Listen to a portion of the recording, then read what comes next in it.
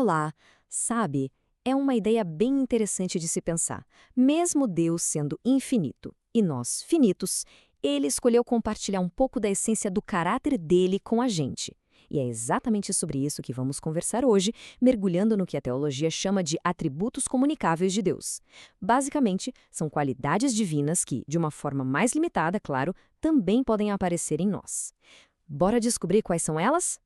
E o ponto de partida para tudo isso é uma pergunta fundamental: de que forma o caráter de Deus se reflete em nós, na humanidade?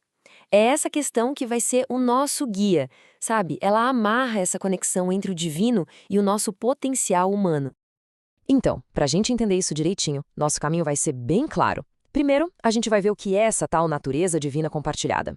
Depois, vamos mergulhar nos pares de atributos que são tipo o coração do caráter de Deus: amor e santidade, justiça e misericórdia e, por fim, bondade e verdade.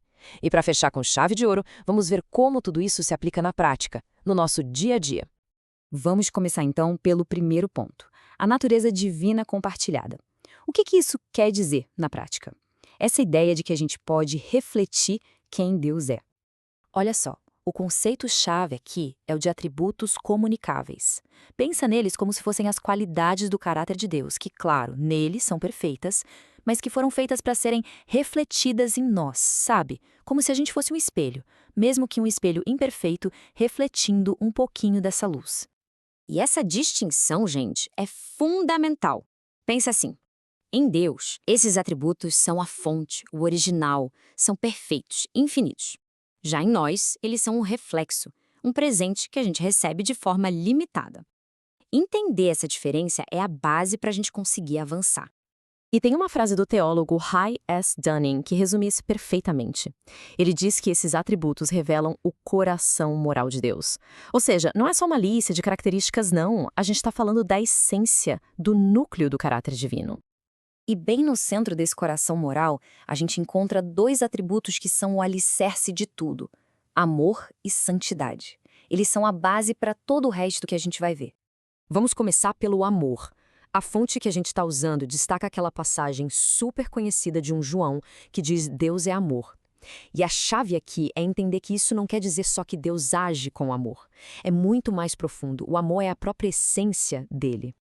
É isso mesmo. O amor de Deus não é algo que aparece de vez em quando, uma ação isolada. Não, é parte essencial de quem ele é. Tem até uma teóloga, a Mildred Winkup, que vai mais longe. Ela diz que o amor santo é o verdadeiro centro da teologia cristã. É tipo assim, a característica que está sempre lá, a base de tudo. E para equilibrar o amor, a gente tem a santidade. O chamado em 1 Pedro é super direto, né? Sejam santos porque eu sou santo. Mas calma lá, é muito importante a gente entender o que isso significa de verdade. A santidade de Deus não é sobre ser distante, frio, inalcançável.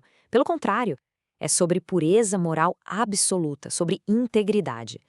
Então, santidade se manifesta como pureza, integridade, fidelidade. E aqui o Rei Dunning, aquele teólogo que já citamos, traz uma conexão que eu acho brilhante.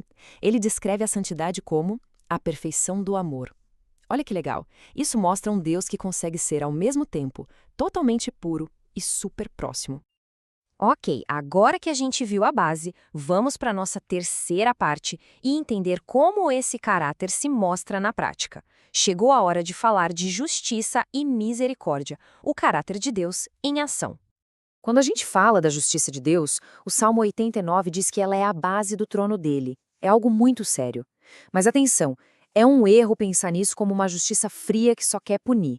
Na verdade, é o oposto. É uma força ativa que age para proteger quem é vulnerável e para consertar o que está quebrado.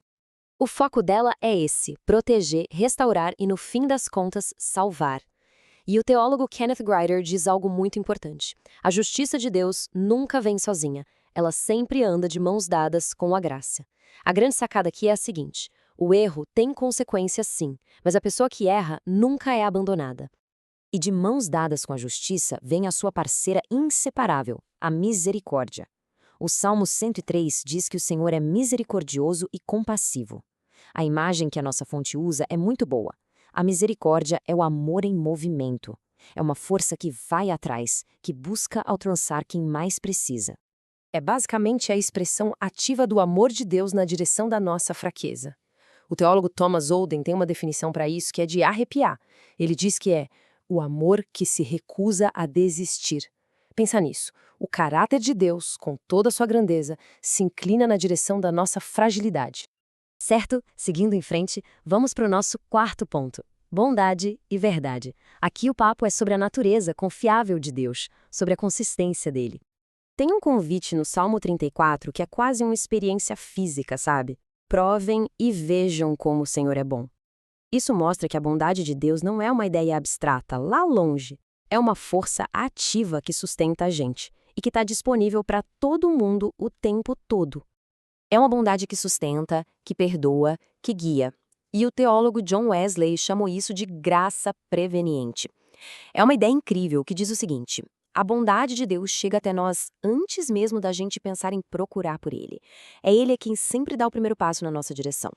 E junto com a bondade, vem a verdade. O livro de Números é bem direto. Deus não é homem para que minta. Essa frase resume tudo, aponta para uma confiabilidade, uma consistência que é absoluta. Isso significa que é impossível para Deus mentir ou entrar em contradição. E o Ray Dunning mais uma vez nos ajuda a entender, destacando que essa verdade de Deus é, ao mesmo tempo, totalmente confiável e também muito pessoal. É por isso que a palavra dele é vista como uma âncora, sabe? Algo seguro em que dá para confiar de olhos fechados. Muito bem, chegamos na nossa parte final. E agora a gente amarra tudo isso e traz para a vida real. É o chamado para refletir. Afinal, por que saber de tudo isso importa? E aqui a coisa fica muito clara, olha só que interessante. Se Deus é amor, o chamado é para amar. Se Ele é santo, o chamado é para uma vida de santidade. Se Ele é justo, o chamado é para agir com integridade. E se Ele é misericordioso, o chamado é para praticar o perdão. No fim das contas, a fé é isso, um convite para a gente tentar refletir e imitar o caráter de Deus. E tudo isso nos deixa com uma pergunta final. Uma pergunta que fica para a gente pensar. Sabendo quem Deus é, quem a gente está se tornando?